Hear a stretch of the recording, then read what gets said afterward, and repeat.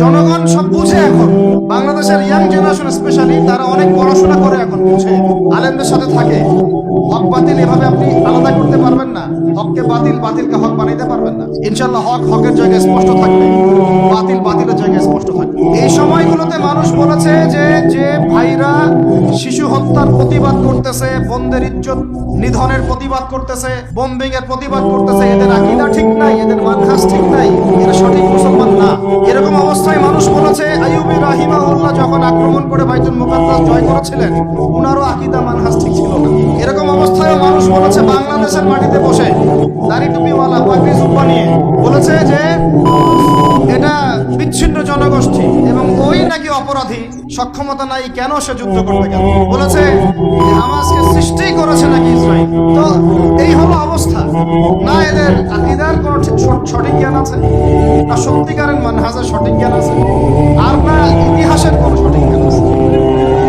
Hamas সৃষ্টি হয়েছে 1994 সালের দিকে। কত সাল বলেন? 1989 থেকে 92 সালের মধ্যে একটা চুক্তি হয়েছে।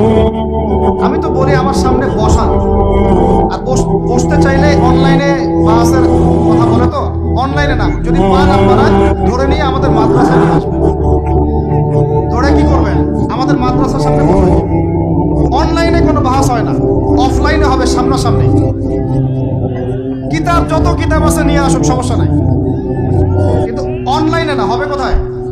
অফলাইনের সামনাসামনি, টেবিল থাকবে, দুই দিকে দুজন।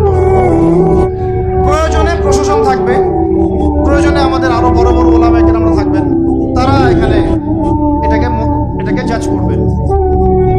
এই যে কথাটা বললো হামাসকে সৃষ্টি করেছে কি ইসরায়েল। আমি শুধু অর্থনীতি নিয়ে পড়ি নাই, আমরা 6টা সাবজেক্ট নিয়ে পড়ছিলাম ইউনিভার্সিটিতে। আমাদের ফ্যাকাল্টির মধ্যে 6টা সাবজেক্ট মেইন ছিল, মেজর।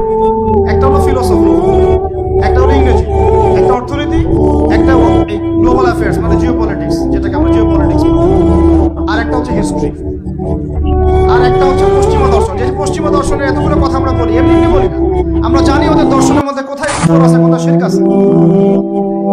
এখন ইতিহাস আপনাকে ছোট্ট করে বলতেছি, 1989 সালে একটা চুক্তি হয়েছে ফিলিস্তিনের সাথে।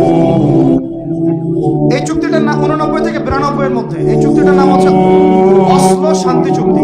বলেন কি বললাম?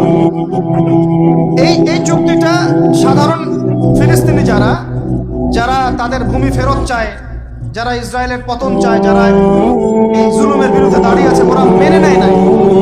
যারা মেনে নেয় নাই, পরবর্তীতে তারা হামাস নামক সংগঠনটা তৈরি করেছে। এটা সশস্ত্র অবস্থা, ওদের দুইটা অংশ আছে, একটা আল-কাসাম ব্রিগেড, আর একটা হচ্ছে দাওয়াত।